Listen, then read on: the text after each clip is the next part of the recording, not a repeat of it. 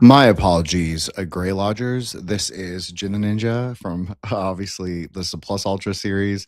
Uh, Dukun Part 2. This is Part 2, but the live stream from previous went down. But we are back, and sorry about that. I do have some tech and perhaps even some skill issues at times using these complicated Rahubian dragon technologies, such as the internet and streaming services. So thank you to my laptop for screwing up the browser as well as my mouse. But anyways, okay, so we move forward.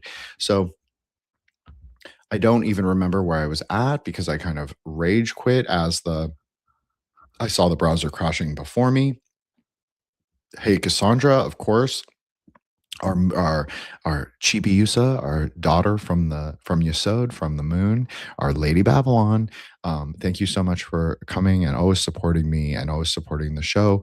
Cassandra is a great addition to our lodge. I'm so glad that we became friends, and I'm so glad that she is part of our, network of Nexion of magicians, sorcerers on the carnal ground.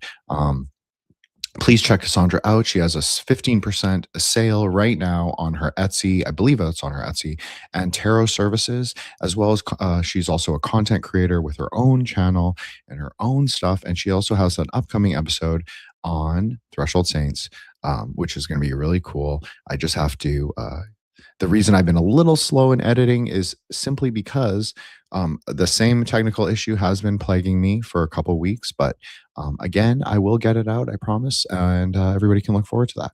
So I thought we'd just start fresh, kind of like shake it off, as they say.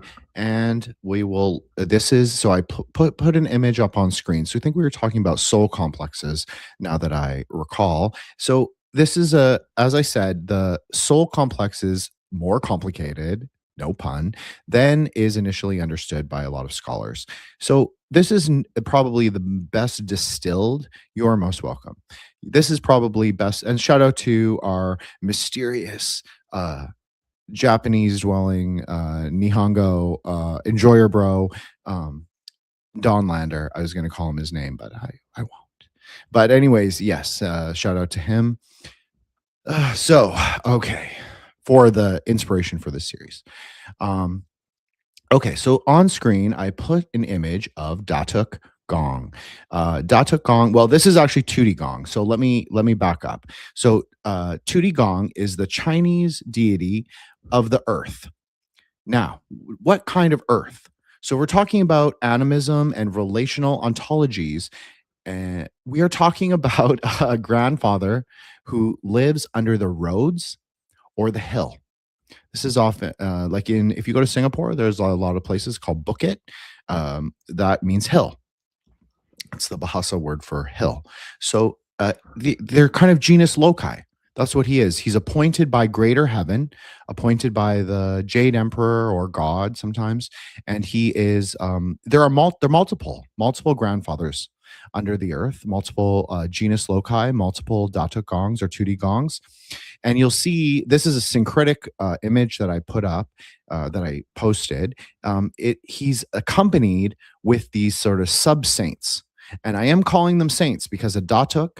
One way to understand Datuk is a saint, but it can also be a holy man. It can also be a title like a baron. That's very similar to what it is, a baron or a knighthood. Um, you have to think like Malaysia is largely made up of kingdoms and principalities, and Indonesia still has multiple royal families, each being the governor, usually the governor of their own region. Hey, Vanessa, Truth and Dies, everybody check out Vanessa's Etsy store and her IG, Truth and Dies. She always has cool stuff going, and I think she has like sundresses right now and tie-dye shorts for men. Obviously, I think I'm getting a pair myself, so yeah, everybody check her out. Thank you so much for coming and being a part of our Metamagic circle. So, 2D Gong is the Chinese version, but Datuk Gong is a little different. It's a syncretic Malaysian version. Now, this is contentious because there is a lot of like ethno narcissism plus different ideas of the origin of things, as there always is, and but I would say it's highly syncretic in nature. So the sub saints, the Datuks, they are people who actually were alive, or they can also be pre-Islamic ish sort of spirits or saints, ancestors, royal ancestors, very similar to the Huitza cult from Burma. So if you're interested in like the discussion of like who is a Huitza, who is a not, a spirit worshipped in the kind of esoteric Burmese tradition, Burmese Buddhist tradition. It is very similar in a way, but these are these are living people. These mostly were living people, except for the Tudi Gong, the earth god. These are appointed by heaven. Now, sometimes they are real people. Sometimes in China, in particular, like there's the Shanghai Earth God Temple. It's actually the name of the god there is a bureaucrat from the sixth, or yeah, I believe the seventh century, Song Dynasty. So but he's the city god, so he's the ruling deity of the earth, of the city itself. These like a Tudi Gong like this, they it might be on an anthill. That's a very common place to place a shrine, under a tree, a banyan tree or a neem tree sometimes. But if you're talking Southeast Asia, if you're in Singapore or Malaysia or Indonesia, you will see these underneath banyan trees, which are related to figs. So it's kind of it's a magical tree. It's also very deeply associated with Shiva. And if you are familiar with malas or Buddhist or Indian rosaries, yeah, Bodhi seeds as well as Rudraksha seeds, Rudraksha, the sort of rough version. Bodhi and Rudraksha are very similar, closely related trees. But yeah, both of those come from fig family trees. So that's why banyan trees have all the magic. So it's where the spirit, excuse me, it's where the spirits dwell, because of the wide canopy, large canopy. So anyway, so this is Datuk Gong, but it's also a Tudi Gong. So he's also the earth god, but he's accompanied by these local saints. So obviously, my show is called Threshold Saints. This is a common discussion we've had. It was a very common discussion, a very important discussion we had during the Huitza episode. What is a saint in this context? What is like who can be one, obviously. And so these are people who demonstrated spiritual power in life. Now, in terms of religion, they usually are Sufi or Dukuns. They are usually kinds of syncretic shamans, or just magical people, or just very holy people, just very religious, people in the community, maybe like some kind of religious teacher who had like more esoteric things to say. And but they can also, as I said, they can also be Dukuns, and sometimes they can also be Chinese, but usually they're Malay. So these are kind of a subset of the Data Gong sort of complex, or the Tudi Gong complex. Primarily, I know about Tudi Gong simply because I, of course, I'm a diasporoid. And so he's a very important god because he is the ruling god of the road. And so you traditionally would pray to him as a traveler, or as a rickshaw driver, as a trishaw driver, or whatever it is, tuk tuk if you're in Thailand. And he would protect you on your journey, make the roads clear for you, very much like a Ganapati in a way, or like a saint that will be upcoming on the the Grey Lodge Speculative Anthropologies, San Simon or San Mashimon. So we're going to do a whole episode on that kind of Guatemalan syncretic Catholic complex, as well as we'll do other countries in Central and South. Central and South America. Sorry, I couldn't think of it. But okay, back to the peninsula of Malaysia and the archipelago of Indonesia. Okay, so these are very common, but they obviously, as I said, they're very syncretic. So you have a large diversity in people who will participate in the cult. Now, these are primarily Malaysian in terms of like the Datuk cult, like where you see the guys wearing the little Sufi hats, or the master. What's what Datuk means? It's like a Datuk has all the ilmu. Sort of a knight or a sir. That's kind of a way to understand it. Baron. Has all the knowledge. So that's what Ilmu means. Remember, we were talking about Ilmu Santet and Ilmu Hitam. Those are both ways to translate black magic. So interesting. Okay, so where are we going with this? Well, okay. So like Tudi Gong, really important, but you'll see it in Indonesia, but primarily as a more Chinese style deity. So that's also interesting of itself. The Datuk cult didn't really take hold in Indonesia to a large degree, but that's also not true because you do have. I'm going to post an image. Let's see if my. No, of course not. Of course not. Right when I was about to post something interesting. Oh, there we go. Okay. Got it. Got it. Got it. Got it. Datuk Gong, bless the space, right? Here we go. So this is a more Indonesian character. I'm actually forgetting his name, but he is based on a actual royal family ancestor from one, I think from Java. He's associated with obviously tigers. You'll know that I am very fond of the tiger face Lurcy or the tiger face Bhairava. Yes, there is a relationship to that, as I try to articulate and try to frame in terms of Mahakala. There are forms of Mahakala in Tibetan Buddhism with him riding a tiger. It's called Vigara Vahana. So the Vigara is or a Bagheera, or if you've read the Jungle, or it's not read. Oh yeah, read the Jungle Book or have seen the Jungle Book. Bagheera, that is a Hindi word for tiger, but the original word is Vigara. So you see a Vigara Vahana. So he who rides a tiger, there's a Mahakala who rides a tiger. It's also associated with the Lurcy. There's a tiger face Lurcy, a P Barab, as we discussed.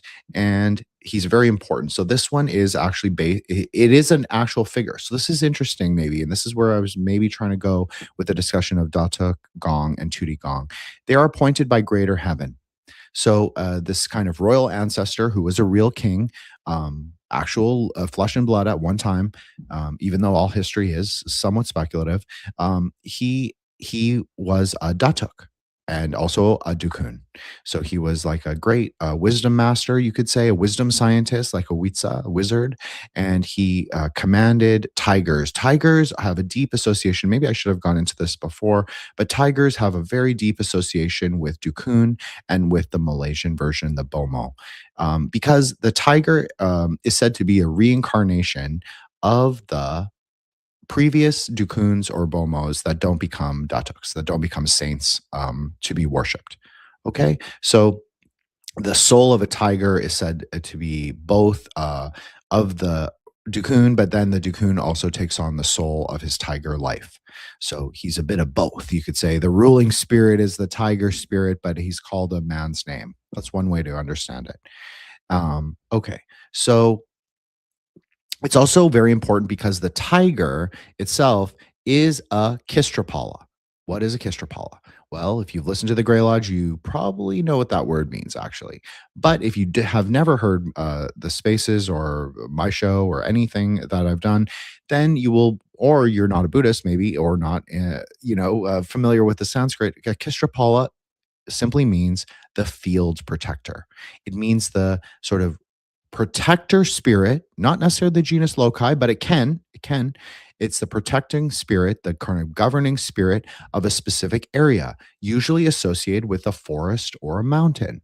Now, remember, I said that the Datuk Gong or the Tudi Gong, the earth god, he's associated with certain kinds of hills, certain roads, certain little streets. Obviously, he's associated with the crossroads and the lock streets, and there's like interesting Eshu and Kimbanda parallel there, but I won't digress. I won't go on that tangent today. I won't go on that road, maybe. But the tiger is the protector, and it's not always a masculine force. It's often actually a feminine force.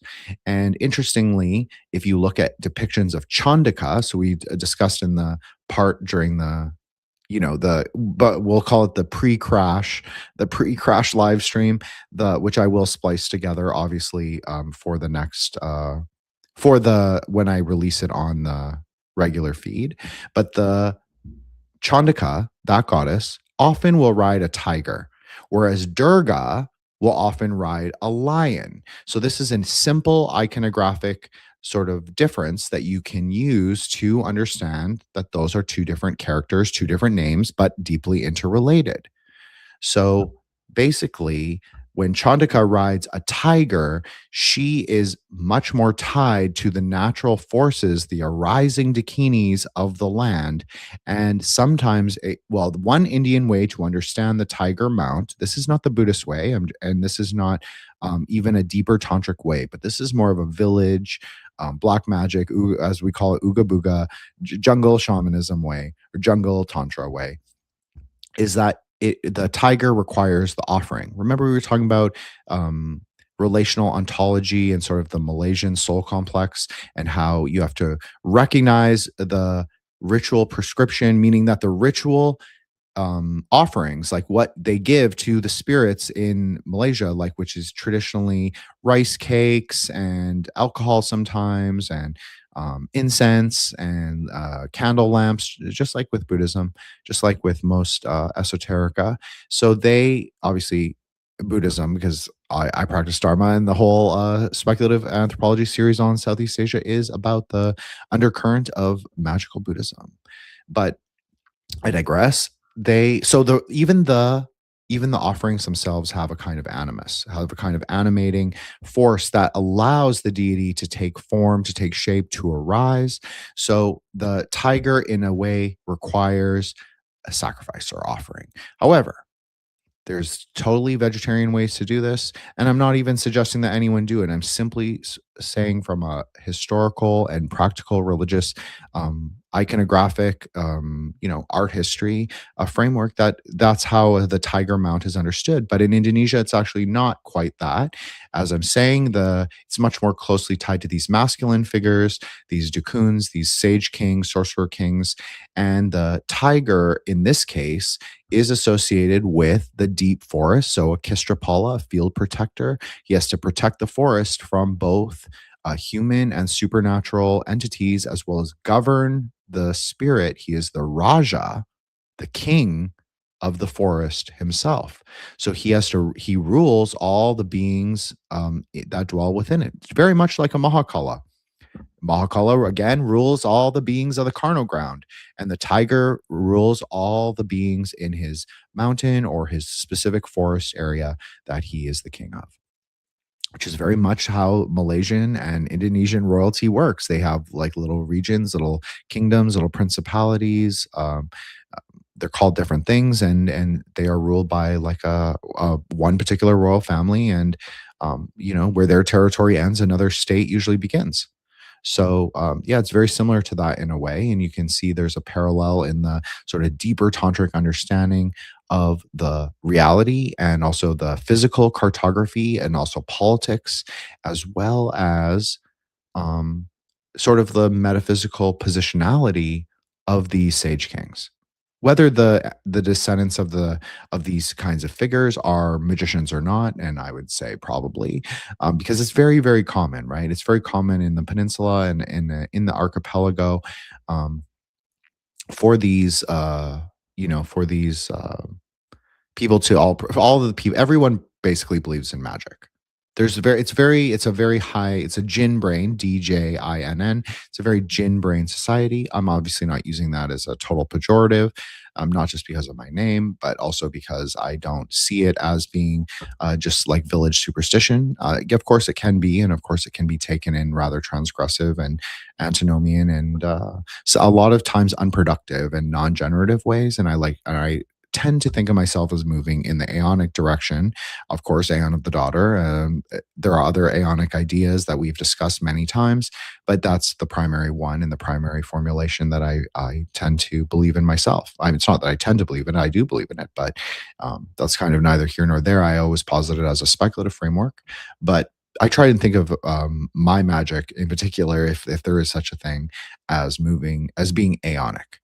So rather than either Shramanic, meaning ascetic or right hand path, or antinomian or transgressive or left hand path.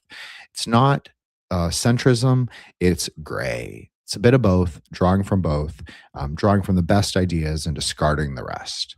So, okay, so basically, he is the guardian in this particular instance with this particular royal ancestor. He is the guardian of black turmeric, haldi. It's called Kali Haldi. So, Kali can also refer to blackness, or but it's not really black as we've described many times. Black in Sanskrit really refers to blue black. And to black, quote unquote, air quote, black turmeric is actually blue. So that's a really good example for like Sanskrit color theory and Buddhist color magic, and also iconographical understanding of color.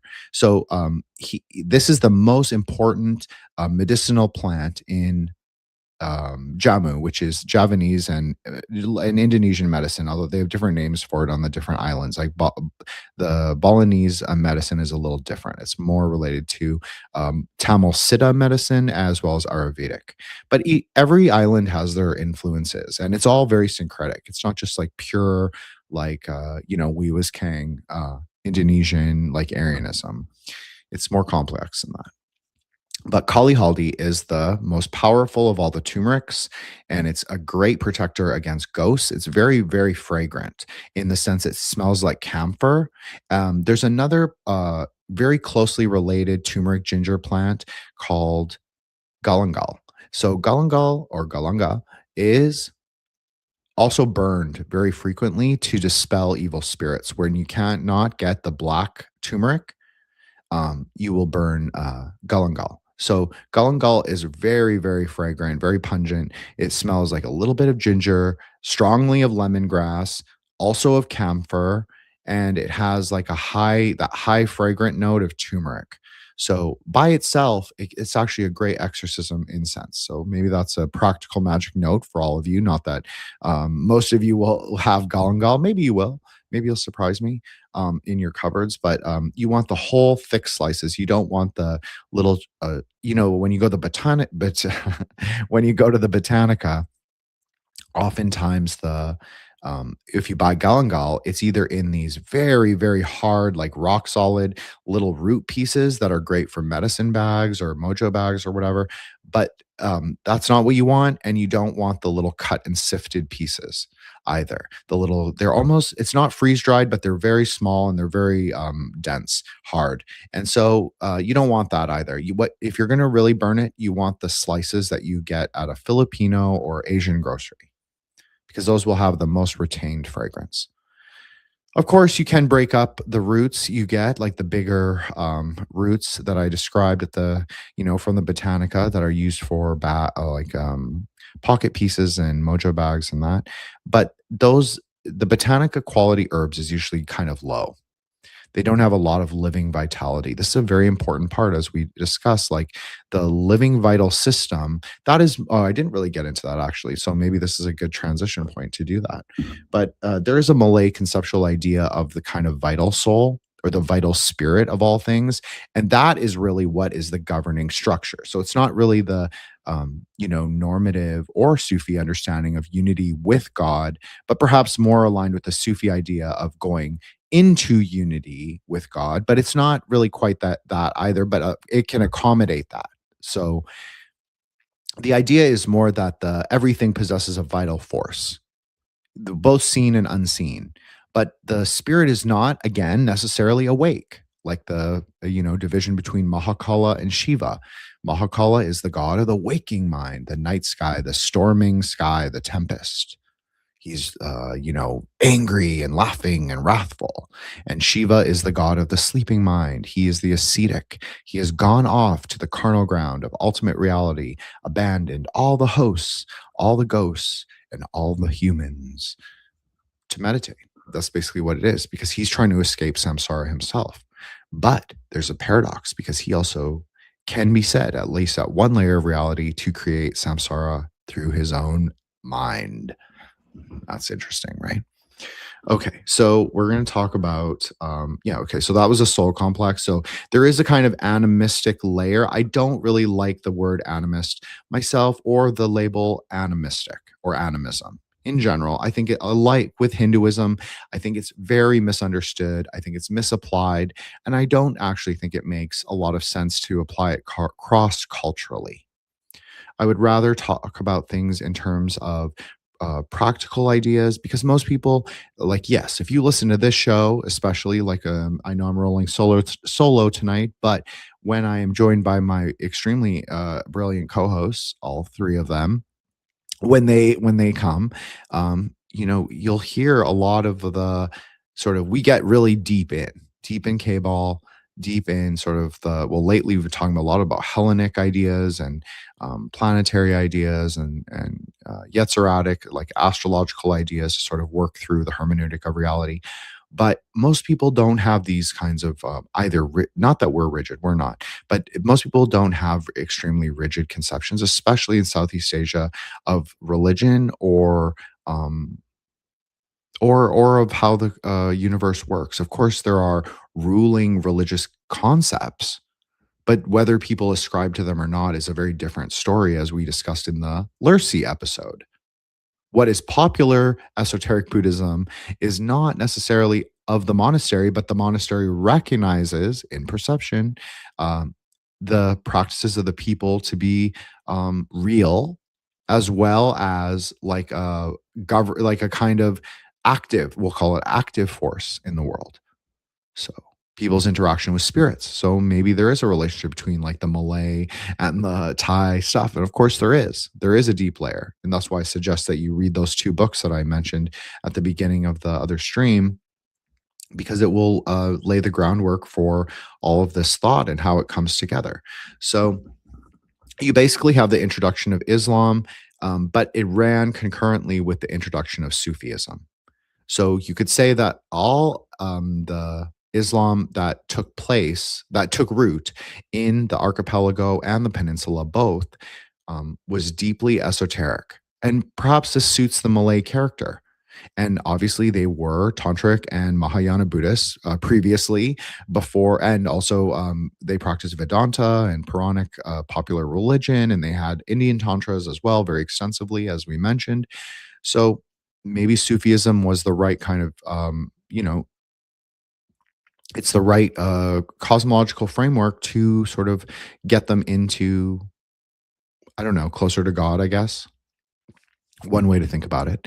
But Sufism, of course, is not it's deeply related to Tantra. It's not necessarily related to Buddhism per se, but there are definite overlaps. There are places where they were deeply syncretic. There were places where Sufism was greatly influenced by Tantra, whether that is Kali Kola, by Rava Tantras, or by the other kinds of Tantras that there are, Buddhist Tantra.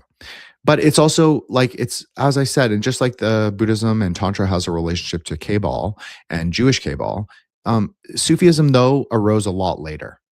What we're talking about is like 10th to 13th century stuff. So by this point, this is a very mature point in Tantra. You have all the primary Anuttara yoga texts are already written and widely disseminated among people who practice them. You have the Dharani Sutras, of course, the Dharani mantra texts, the esoteric layer of the Mahayana Buddhists.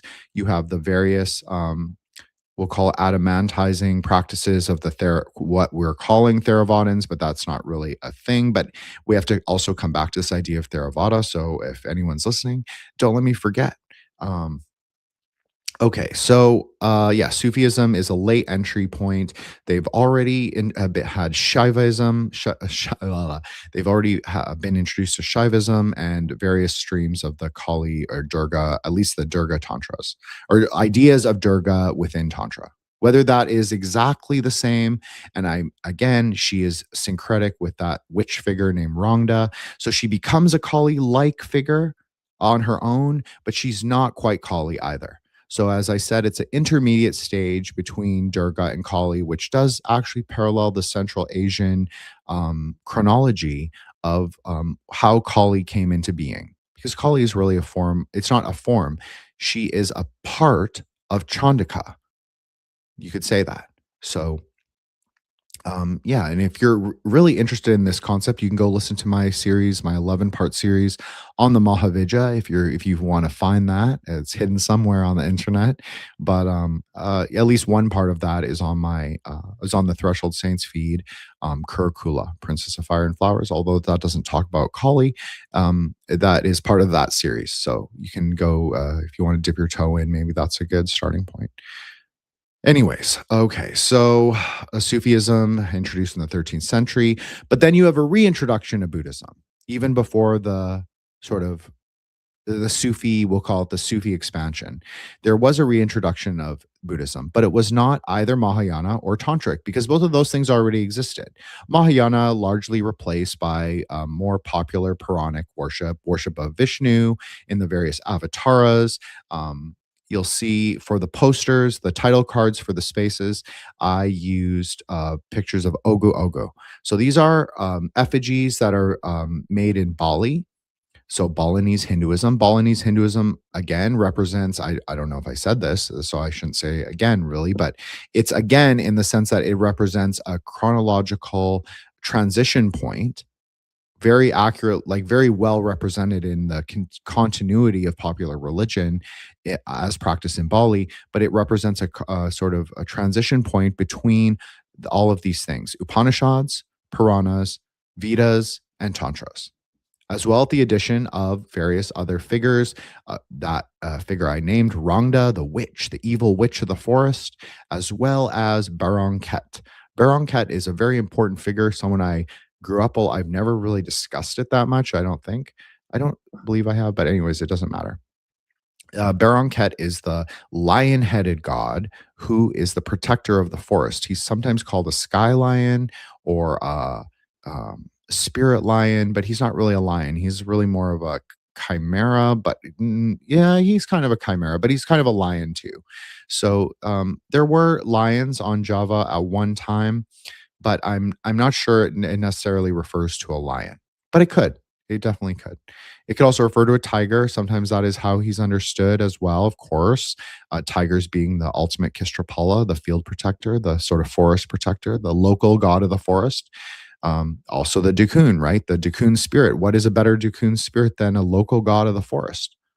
So, of course, the local god of the forest then gets a human rebirth and he becomes a wizard. That totally makes sense to me. Okay, so Baron-Ket is this kind of figure who is in opposition to Rangda.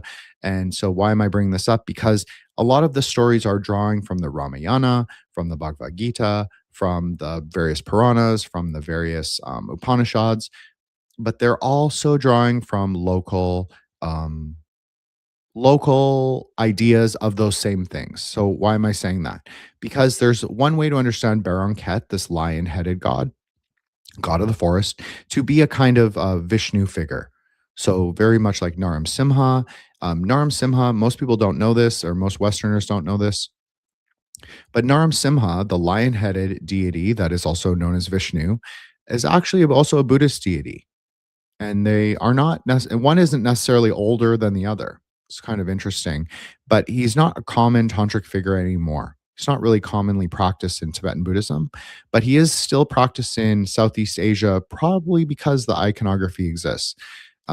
But his name is, now I'm forgetting, but one way to call him is Naram Simha Avalokitesvara. So the lion headed, Lord of Great Compassion. So he's considered to be a form of Avalokitesvara or Amitabha, who is the Buddha of infinite light, or aka the red Buddha, the Buddha of the Western direction, Buddha of fire, and Buddha of infinite compassion as well. That's another way to understand his name, Bodhicitta. And so yeah. So okay. So Baron-Ket can be understood as this kind of Naram Simha Vishnu figure, and then Rangda, as I said, can be understood as a Chandaka or Kali-like figure. And so they have a perennial battle, and it's sort of that how it's often described, especially to tourists, is that it is the war between the light and the darkness. But if you actually understand the Vedas, you'll understand that all of these kind of battles are perennial cyclical battles. And in fact, Rangda slash Durga slash Chandaka slash Kali, she's actually not an anti-cosmic figure necessarily. She can act as one, But as I said, she is the mother of imminent reality, the mother of the here and now. So why would she want to destroy the world? Maybe she's just trying to destroy our preconception. Maybe she's playing a cosmological role. This is something that is interesting, I think, from a my Buddhist perspective, when I often hear people talk about ideas of eternalism. Well, one idea of eternalism is that the cosmic cycle runs itself in infinite loop. So that's much more of like a Indian idea, right? And of course, it's a Buddhist idea, like the cycle of samsara. But the cycle of samsara is much more similar to a spiral rather than it is to simply just like a static. It's not. It's not a. You know, it's not just a wheel. It's a wheel in motion, right? There are different places in time and space, and no single position is the exactly the same perennial point. That's why I don't ever describe myself as a perennialist, even though sometimes I do cheekily use that language. So, okay, so we're gonna move on. I know this was kind of a disjointed one, but I think it fits the theme of the archipelago. So this is for Dawnlander in particular, but it's not really. It's also a big part of the space, or big part of the topic, excuse me. So you see, this is President Sukarno. He's holding what is called a keris or keris. And a keris is a magical blade. Yes, it's magic. And it's made of various materials. So in the Witsa episode, we talked a lot about Buddhist metallurgy and how it's super, super important in this deeper esoteric Theravadan layer. Again, there was a reintroduction of Theravada Buddhism into the peninsula as well as the archipelago. And this, to a degree, does continue in a way. This kind of like shamanic, it goes a lot, it's very complementary to a lot of Sufi ideas of the world. So you can maybe have what you can have a crypto Buddhist sort of ideas underneath this sort of esoteric Islamic framework. But anyways, this is President Sukarno. So he was president of Indonesia during the 50s and the 60s, and he was also a Dukun, an actual shaman. And the keris that he is holding is made of meteorite iron. This is the most magical kind. And in fact, his keris is said to have come from the 13th century. So a very ancient and old um, ritual blade that is forged, was forged by a wizard king, exactly like what we were talking about in the space pre-crash. So it's often curved. That's how people generally think of them. I'll add a different one. So you can see these ones have the serpent curve, the Naga curve, but not all of them do, right? Some of them are straight blade. It's just regional differences and differences in the like who made the who is making the sword maker, and like what wizard and what methodology and what metals they use. So but these can be used for combat, especially the straight edge version. They can be used for combat, but in general, no. They tend to be very brittle, and it's more of a ritual implement. But it's not really like a ritual implement. Like I know all the edge lords, if we have any still watch this show, they'll look at it and be like, "Oh my god, yes, I must have that athame for my personal, wizarding." But they're not really for ritual sacrifice. They're actually much more like a wand. We've talked about this many times before in previous Grey Lodge spaces, the sort of positionality or what the equivalent ritual implement is for a kila. This is much more like a kila. Of course, I'm sure some people do use them for sacrifice or red offerings. I'm a Buddhist, so I don't do such things and I don't condone such things. But I'm just simply saying that perhaps there are people who do. But the more fundamental idea is that they will use red offerings, usually of people. I know, extremely transgressive tonight. They will use red offerings, meaning blood, of people, usually to forge the blades for the evil. There can be a good. Okay, so let's break this down. A keris can be either good or evil. Now, you'll ask, oh, it's such a Manichaean division. Don't you always talk about, Jin, like how we need to defeat the Manichaeanism, the dualism as the greatest mind poison? We have to defeat that in our own minds. Of course you do. But in this kind of way of thinking, You can have an evil blade, but you don't have to necessarily use it for evil things. But many of the stories talk about these wizard kings, these tantric shaman kings, these Dukun kings. They'll have the blade forged by some mysterious tantrika in the forest, by an orang, by like a rich indigenous kind of shaman or indigenous Dukun, or just by an ascetic. Again, going back to that Sufi and Theravadan sort of ideas of what makes a wizard. And so they will forge the blade and give it to the king, but first when they will do it, they'll do it on like a black moon, a new moon, and they will forge it in like I'll just give it a magical sort of like remix spin. We'll say like 13, the blood of 13 princes or something like that. But also that you can also think of this as like less ritually specific. It's a lot more to do with conceptual ideas, of course, as well as like being on the battlefield. So a prince, even in my example, I gave it specifically because a prince doesn't necessarily mean even a prince as people would understand. It could mean various youths on the battlefield, like soldiers fighting each other.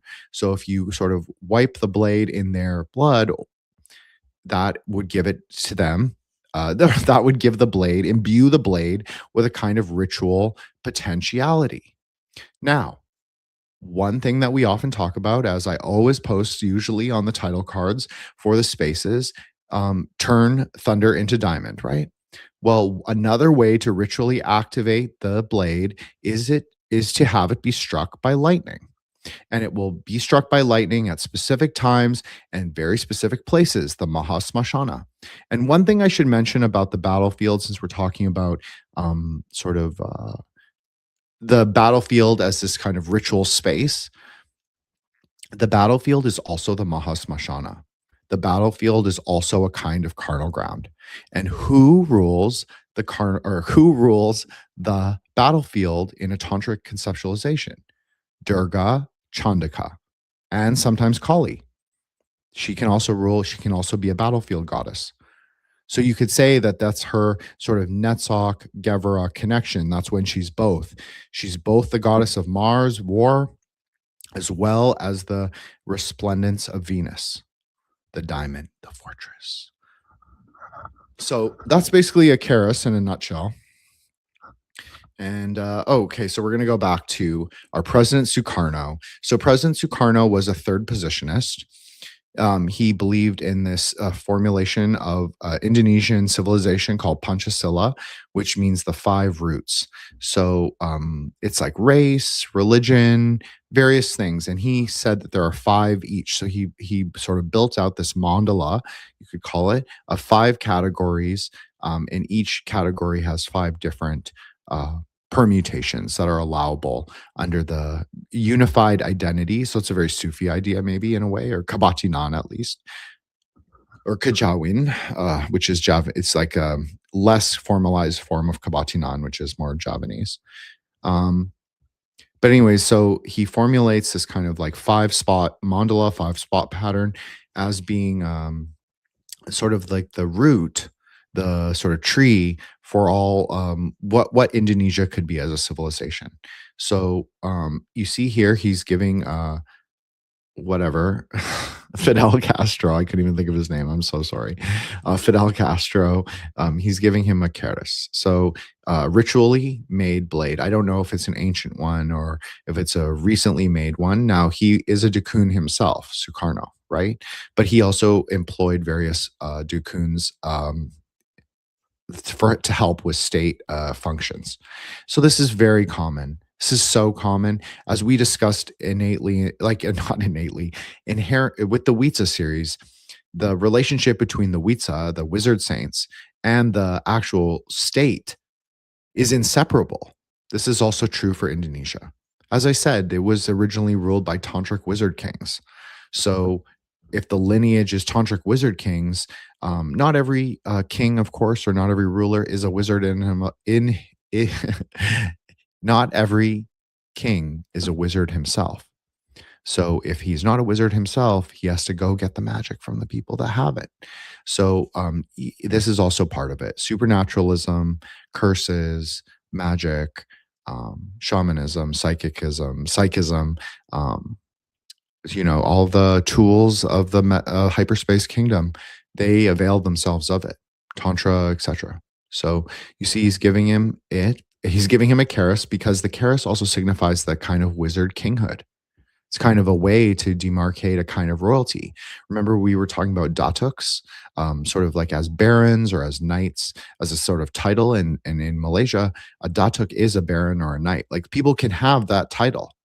Sometimes people will have the title Datuk. And it's usually, well, it's contentious, but it usually refers to a really, really well off businessman who may or may not run a shady business, but has lots of money. So he can afford to purchase titles just like they do in England. It's not just for the jungle people. But yeah, sometimes they do that as well. But it's a kind of symbol of the Dukun or the knighthood. There's also a very interesting series of images where President Sukarno gives John F. Kennedy, yes, JFK, the last Druid president, he gives him also a Karis. So I always found that really interesting. And he also there's several images where he shows JFK his Karis and he explicitly wears it when they're out driving, which is not uncommon to show that you have a Karis because again, it's a sign of knighthood or a kind of elevated status in the cosmology. But it's interesting because at times he wouldn't wear it so explicitly. He would do it like maybe he would always keep it on his person, but you wouldn't always see it. So I just thought, wow, that is kind of interesting. And he gave him one, and who knows what kind it was. Was it forged in blood of virgins? I don't know. Maybe. It's just an interesting speculative idea, of course. Okay, so we're gonna move on. So this is here. We're gonna look at a picture of Durga. I know everybody's gonna be like, "Oh, it's Kali, Jin. You're lying to us." Well, no, I'll explain it in a logical art historian fashion. Okay, so you see that she is an intermediate form because she's red. Kali is her name, even as we talked about with turmeric. Kali's name refers to the blue-black nature of space time. Really, it's really time, but we'll say it's space time. So she's red. So she's much more like a Chandika in the tantric form or a Bhairavi. Anyways, we won't get into who Bhairavi is. That's maybe a totally different episode. But you see, she's riding a tiger. Kali is very, very, very uncommonly depicted as riding a Vahana. When she does ride a Vahana, it is either a corpse, and then she takes on a different name, Chamunda, or she rides a jackal, which is where she is a Dakini. So that's a different kind of Kali, actually, a different kind of destruction of time. But anyway, so this is much more closely related to Durga or Chandika, but specifically Chandika, the shining one. Although interestingly, she maintains the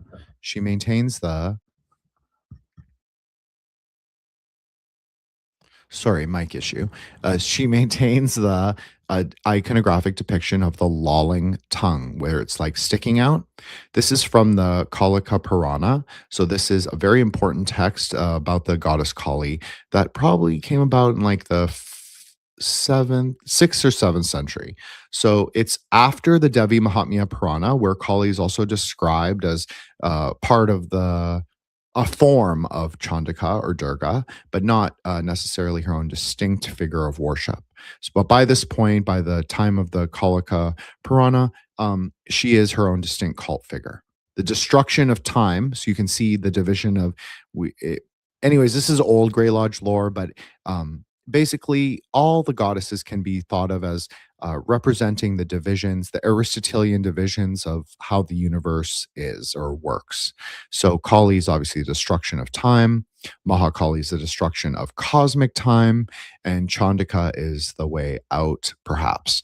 But she's also the mother of immanence. So you can see here, she appears very much like the tiger, and that is very it's very intentional, very purposeful. She, as the tiger, also represents this kind of ferocious and carnal nature, we could say, but also the protector, the field protector of the actual ground that we walk on, which is also a Mahasmashana.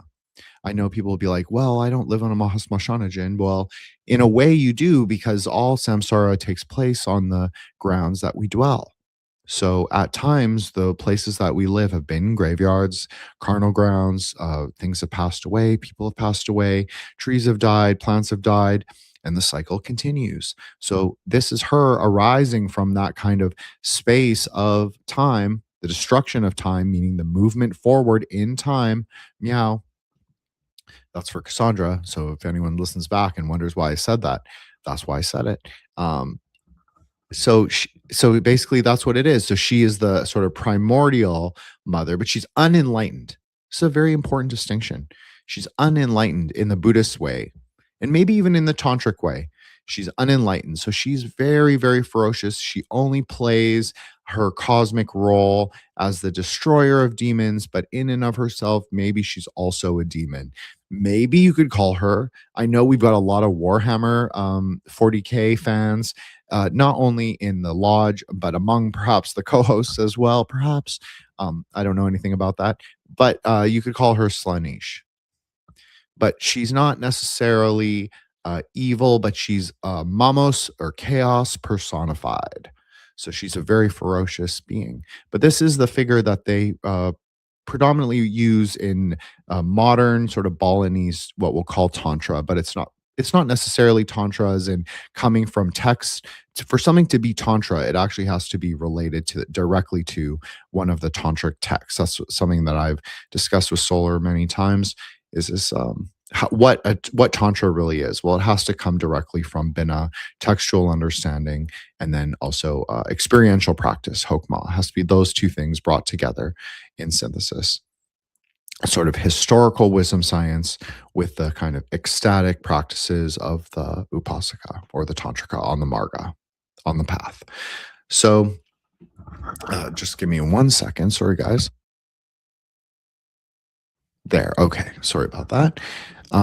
Okay, so we'll do okay, so I didn't really finish Sukarno. But anyways, about the Chandika. So she is a very carnal ground deity. She's not worshipped in the main temple, she's always worshipped in ruins. There's a lot of ruins. Remember, we talked about the two primary tantric syncretic dynasties right at the beginning.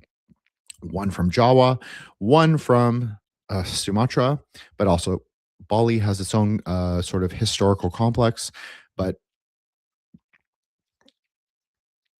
okay, so basically, yeah, so basically, Indonesia had a kind of amnesia. This is very interesting to me and has always been, is they totally forgot about these sort of originating tantric, syncretic Hindu Buddhist complexes.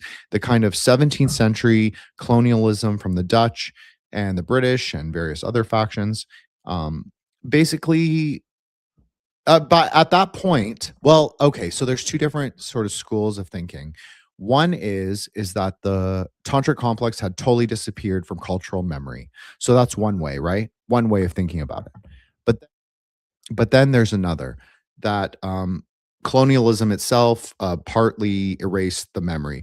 But then you also have to admit that the Dutch and British and French and American anthropologists also rediscovered a lot of these temples. So, but of course, village people never stopped using the temples. People in rural areas or even outside of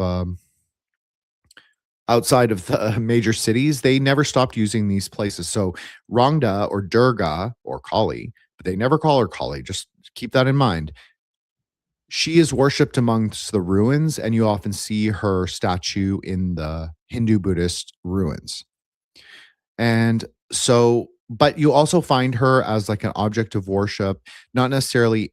Sometimes she is depicted as a murti, like as a more normative kind of like Hindu statue, with like given like offerings, like food in terms of the normative kind of like Javanese, Balinese Hinduism, like rice cakes and incense and flowers and sometimes alcohol and lamps and petitions as well.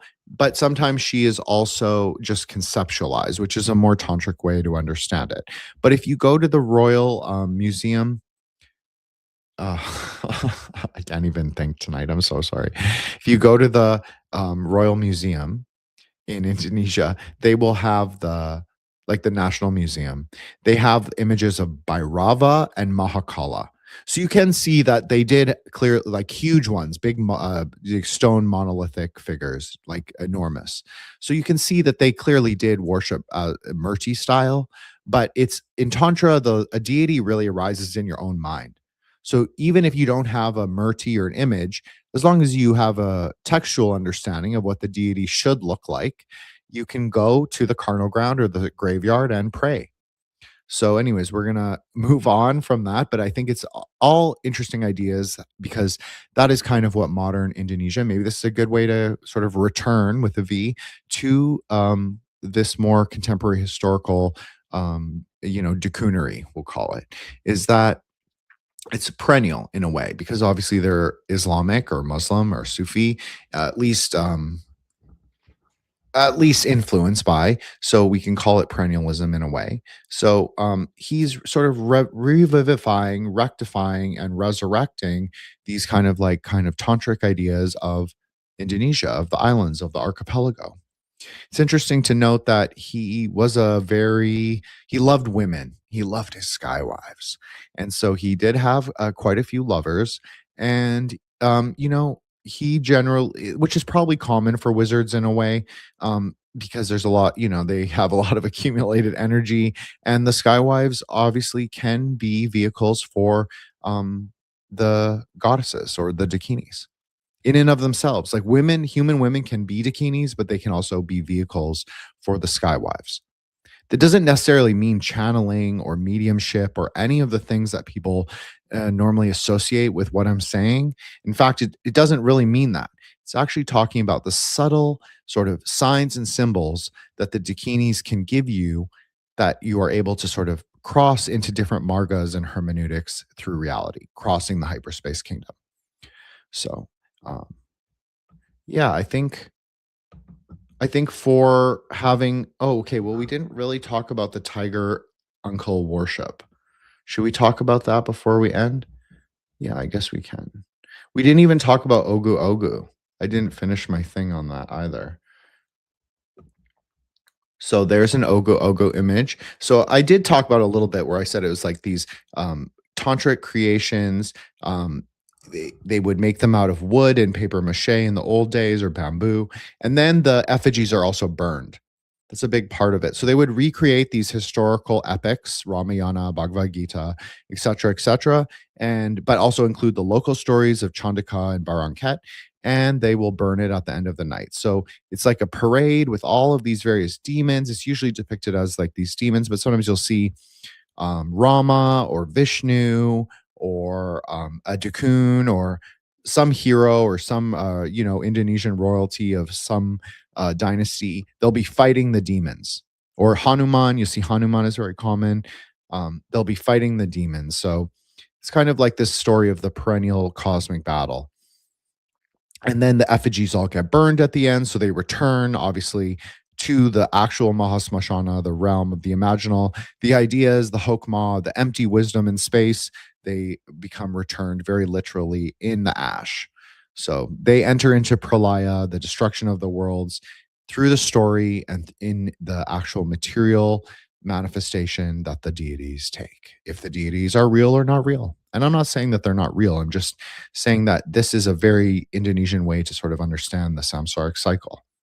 So when we talk about things like subtle dharma, this is a kind of subtle dharma where they're understanding them to both live and die. So, yeah, to end, we will, I think, if I can get it to work, we'll see. Maybe not. Oh, there we go. Okay, we're going to have to remove one. Sorry, guys. Again, solo dolo, which means that all technical issues are also my issues. Okay, we're going to do that one. And we're also going to remove. Apologies. Again, I know I could keep riffing. There we go. Okay. So this is an image from a tiger temple in Kuala Lumpur. You'll say, okay, well, this is just tigers.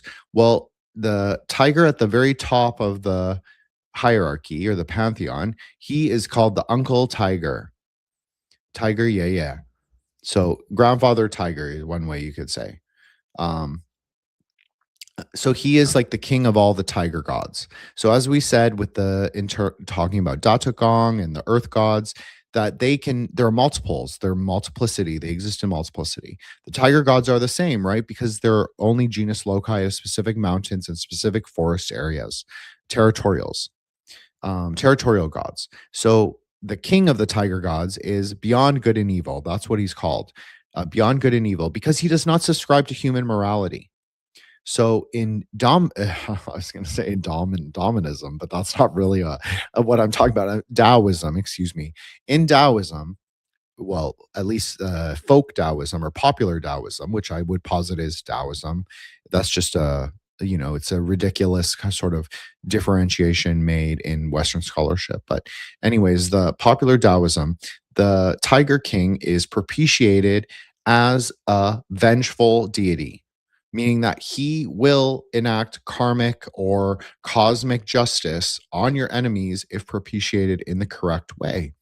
Now, for the edgelords out there, he's not sacrificed anything. He is given salt pork, bacon. This is his preferred sort of entreatment. And you even see him in Hong Kong. He's often propitiated during villain hitting. Villain hitting is a very old kind of Cantonese village magic where you take your left shoe and you will beat someone's image or a doll with their personal effects or a doll that resembles them with their birth date inside. So you can beat that with your left shoe, and you often do it reciting Tiger King prayers or invocations. Not always. Sometimes the deity is different depending on, but he's kind of he's a very gray deity, and I think that's also why I like him. He kind of exists in this liminal space of both civilization and the wilderness, and he's also like kind of gray morality. He does not take a side in the human sort of interactions. He goes with what he thinks is the cosmic justice or karmic justice. And another way you can think of it is he sort of balances the polarities, right? Because even if you could say he eats someone speculatively, and returns them to the ghost world's return, that can also be said to be part of their karma or samsaric, like sort of journey or marga. So, yeah, don't piss off the Tiger King. That's probably a good rule of thumb. But you can see, like the Tiger Kings beneath him, they're not even all propitiated with salt pork. So the salt pork idea becomes much more common in Taoism, and the sort of more transgressive. It's not really transgressive, but he's a very hot spirit. So a hot spirit is a spirit that's very hard to handle. So he's usually propitiated outside. But in this case, he's propitiated inside. And as you can see, his offerings are largely vegetarian, although they might include rice wine, which I think they do in the little blue cups. In Taoism, as with all tantric and Buddhist, at least if you understand Tantra or like esotericism of East Asia, all ritual offerings of alcohol are actually transmuted into spirits. Like in Tantra, we would say alcohol becomes Quran, which is the Sanskrit word, which means spirits. So you would offer, and you use mantras, use visualization, you maybe shake the bottle in specific ways, different kinds of things. Maybe you make the wine in different ways, like on specific ritually prescribed nights on the Nietzsche cycle, the 14 or 15 day, sometimes it's 16 days between the moon change, the new moon and the full moon. So sometimes they will use those kind of tantric ritual prescriptions to transform the alcohol into Quran. But in normative Taoism, they will say some prayers, some mantras over it, and that is thought to transmute the nature of it. So it becomes like not just for the low spirits. So that helps moderate his temperature. So if he's a very hot spirit, then you give him a little of you don't give him directly the alcohol. You have to give him like the salt pork. You don't give him a blood offering. You give him salt pork, because why? Salt in Tantra is also referred to as, that's part of what being a viras is. So if you listen to this show or Threshold Saints, you will hear me talk about like the Verosic Tantrika. This is called the salted hero or the seasoned hero. Both are very viable ways to understand. The salt pork is a kind of temperance of his hot nature.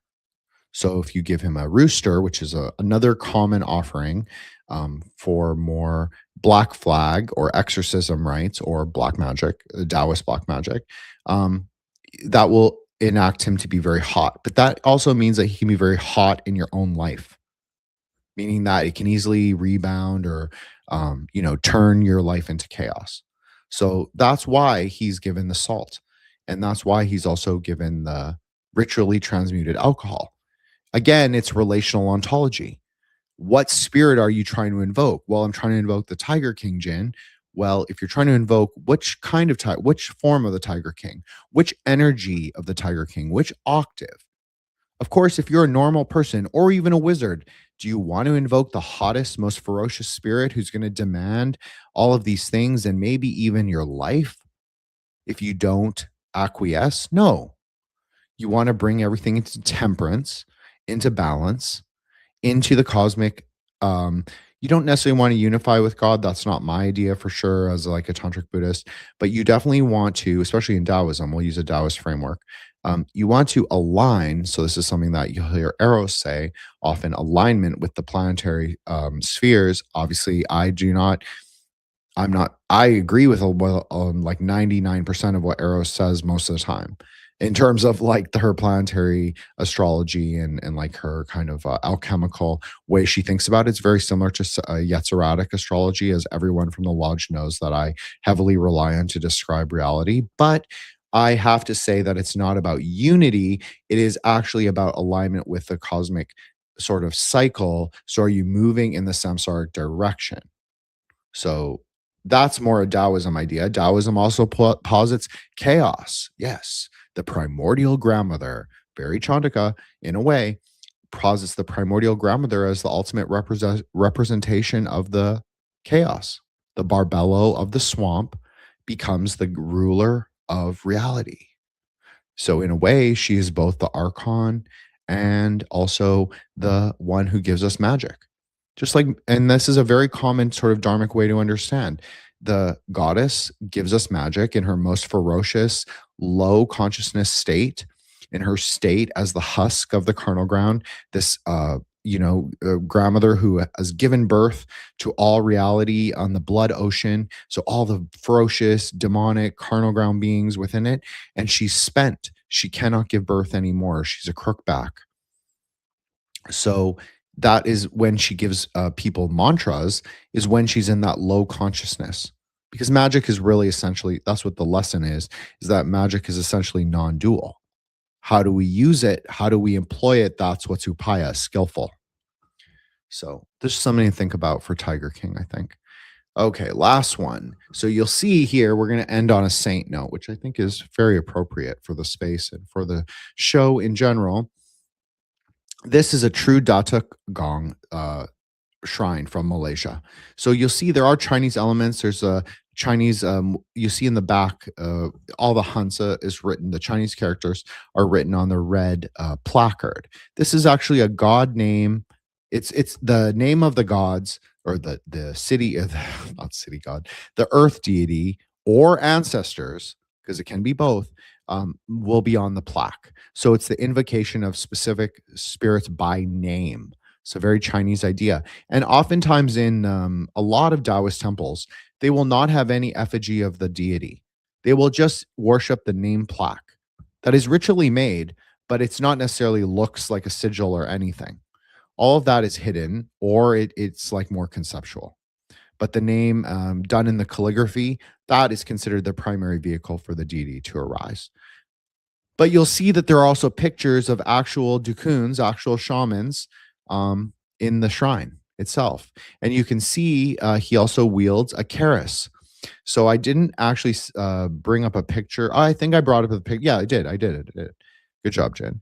So I brought up a picture of Tudi Gong, the Chinese earth god, and he holds a gnarled elmwood staff called a ruyi. So that's different. That's a scepter that shows his rulership. But in a way, it's interrelated to the Keris because, as we talked about, the Keris is a symbol of being a Datuk. The Keris is a symbol of the Wizard King or the wizard, the Wizard Saint. If you're not a king, maybe you're not a king, but you're just a Wizard Saint. So it's a symbol of your wizard sainthood. And so a Ruyi, or the gnarled staff, is also a symbol of the rulership of a deity or a Taoist immortal. So this is a more Malaysian version. But of course, this worship doesn't really exist without the Chinese community.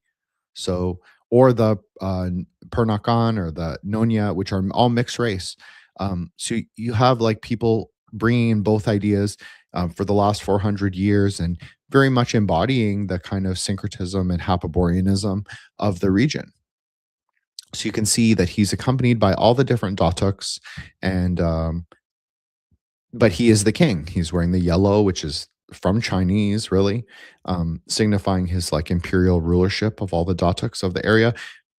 And he might not even be the king of all the Datuks. He might just be, the grandfather of the city, or a specific small mountain or a hill or whatever, or this shrine even, or the local area.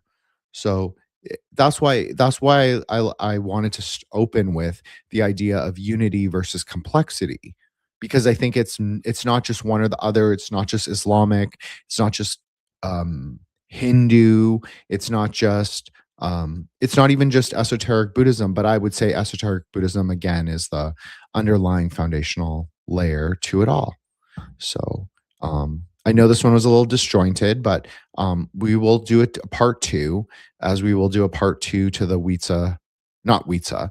We'll do a part two for Lursi, and we'll do a part two for this. And I will announce tonight that we are going to do a Chinese episode, or like an episode on Daoshi, which are the Taoist wizards. And we are also going to do an episode on Onmyodo and Mikyo, Japanese sort of shaman wizards of the mountain, and also shrine maidens. So we'll do. I have plans to do more, to continue the speculative anthropologies, especially of Asia. But as I mentioned very briefly, that we're going to do a long form series on the Americas. So book club very much continues. Speculative anthropologies very much continues. Epiphanion part 3, that will happen sometime in the future. I don't know quite when. I will have to see everyone's schedule and see where we're at as a space. But yeah, I'll make sure it happens, even if it's just 2 or 3 of us. I'm getting no. Okay, you don't want no more Epiphanion? Is that what you're saying, Cassandra? I was going to, but then Don Lander said he wanted to do part 3. So I was like, it might be a really great opportunity for him to do live streaming. Okay, I don't think it crashed. Thank God. No, as soon as we invoked the Datuks, it stopped crashing. So, maybe I'll start doing that as I used to do when we used to host these on X, Twitter, as I used to do like a kind of evocational sort of intro to the spaces, or to the lives. Maybe we'll return to that, but yeah, as soon as we brought Datuk up, it all kind of coalesced and calmed down. Maybe he calmed down the chaos, so, which is what he does. As I hope all the wizard saints that we've discussed, Lursi, Witsa, Datuk, I hope they all, and the Dukuns, of course, I hope they all bless the series and the space, because it's really for them and about them. So thank you guys so much. Apologies again for the technical issues. I know this was a relatively short space, but as I'm riding the dragon solo, which is a totally it's very strange to do a live solo. And I have to say, I do miss my co-host, but of course, Cassandra and Vanessa came to show me some LOVE in the chat, and I very much appreciate it.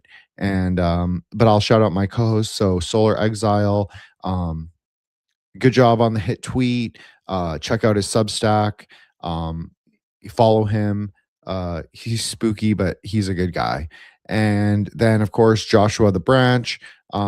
he is not spooky, but he is a funny dad joker, and he has his own podcast shit that he's doing. And of course, he's always on very frequent contributor to Threshold Saints, as is Solar, of course.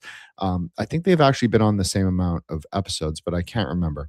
I'd have to go through and count. Maybe Solar has him beat out by one or two now, but we're closely. Joshua is closely catching up. So, I don't favor either of them as my co-host more than the other. I appreciate them both for their, distinct and individual views that they bring to it. But I really, there wouldn't be a show without either of those two. So, though, even though I'm a little, well, Solar told me he wasn't coming, so that's fine. But I am a little annoyed that I did it solo. But you know what? It's okay. It's really okay because this was my series in the sense that I kind of sprung it on people. I didn't discuss it with anyone. I was like, oh, the lightning struck me. So this was my idea. And I didn't want to, I didn't want to impose on anyone. So that's, anyone who knows me knows that's my nightmare, is like the imposition of like things. So thank you for so much, Vanessa. And then of course, Eros up. Eros is our most recent co-host, but I feel like I've known her for 10 million years. Um, she has her own channel. Follow her, Eros to Ethos on X, Twitter. All the links are on our homepage on YouTube. If you want to follow the show, you can follow it on X and IG on at Threshold Saints. Or you can follow me at Wukong Reborn, WUKONG Reborn. And then next week, Battlestar fucking Galactica. It will be really amazing. We're calling the series Lords of Kobol, but each individual each individual episode will be titled its own title, but it's under the broad umbrella of Lords of Kobol. So everybody will check that out. I'll make sure it's scheduled Saturday, and all of the, everybody is credited and has all their. Everybody knows. I'll make sure to promo it heavily for the next couple weeks. Yes, speculative anthropologies will continue every other week. I don't know what I'm going to do yet. Maybe we'll do Battlestar for 3 weeks in a row. Who knows? Who knows? It's always kind of a, it's an easing, and sometimes you make editorial decisions that aren't necessarily the best or even the most transparent, but everything has a reason to rhyme, you could say. In terms of Threshold Saints, I hope to get Solar's and CJ's. CJ, who's also been a frequent contributor to the show, I know he often listens to the spaces. I don't know how often, but I think in this case, with this kind of Southeast Asian magic, he'll definitely be listening. So CJ, if you're listening, your episode with Solar will be out the next episode, and then we're going to get a very extra special episode with a female writer. I think this is my first episode with a woman writer. Anyways, it's going to be really cool. So I've got two in the archive. So both of those have to come out, but I have one that I think will be perfect for the next one after Solars, and then we'll see. I've got a bunch more, and yeah, if you want to hear, I've got like Jacob Everett, I've got Max Thrax, I've got another episode with Solar and Brian Gaffey, who's the host of the Liminal Currents podcast, which is a more left-hand path, like occult podcast that I highly recommend. I enjoy it myself. I think Brian's a very nice person, and I I I would consider Brian to be. I don't know if we're friends, but I like Brian. I think he's cool. So I would fuck with Brian anytime. So that will happen. I've got Cassandra, of course, Eros. Cassandra is mostly about astrology, K-ball, because one of the reasons that Cassandra and I are good friends is because we have our love of K-ball. And so that's coming up. That'll be really cool because it was it's rare for me to have also women in general on the show. So I definitely filled out the roster with Cassandra, Eros. We talked about the Red Book extensively, 2.5 hours, and it should be really great. So thank you guys again. And we'll go for 4 more minutes. I know I keep saying like we're gonna peace out, but I need to have my magic number. So we'll go for 4 more minutes. So what else? Okay, so that's Threshold Saints. What about and Grey Lodge? So we did all of that. So I don't know. Okay, so let's go out on a like a old head, Grey Lodge note. What should everybody be doing about like in terms like we discussed speculative anthropology, speculative wisdom science. So what should everybody take away from this? Well, I'm not telling anyone to practice this kind of ritual or spiritual or religious framework. I don't think it's viable necessarily because this is like a complex that's been built up over 2,000 years with multiple layers of influences and religions and racial identities and postmodern. I know that's such a dirty word, but I like postmodernism, so that's fine. And dirty words sometimes. Actually haven't sworn on any of these, I don't think, but maybe. Um, but anyways, the yeah, don't need to practice, you don't need to become a Dukun yourself because a Dukun is all of these things, right? Like that's what I discussed at the very beginning. A Dukun is a psychic, it's a scion, it's a shaman, it's a sorcerer, it's a tantrika, it's a Sufi saint, it's a wizard. It's all of these things are that's a Dukun. It's it's of the forest and it's of the city. It's of the streets and it's of the sheets. So, you don't have to always be limited by the frameworks. I think that's what the whole point of doing the speculative anthropologies of Southeast Asia series was to show people like I'm not really an anomaly. Like, yes, I'm Half-Borean. I'm an anomaly in the sense that like I'm a special evil star god reborn onto the world to save it, sort of. But I'm also not really I'm not really unique in the sense that like all of this is very syncretic. It's the primordial grounds, if you want to call it that, from where I arise. And it also makes sense that a lot of other people who have like syncretic ideas of the world also arise. And sort of one thing I didn't discuss, which I kind of wish I did, but as I said, this will have a part two. This exact episodes, Dukun will have a part two, as will the Lursi episode. But the revival of Buddhism in Indonesia was by a very important theosophical monk. He was a monk. He's a Buddhist monk. He's Indonesian.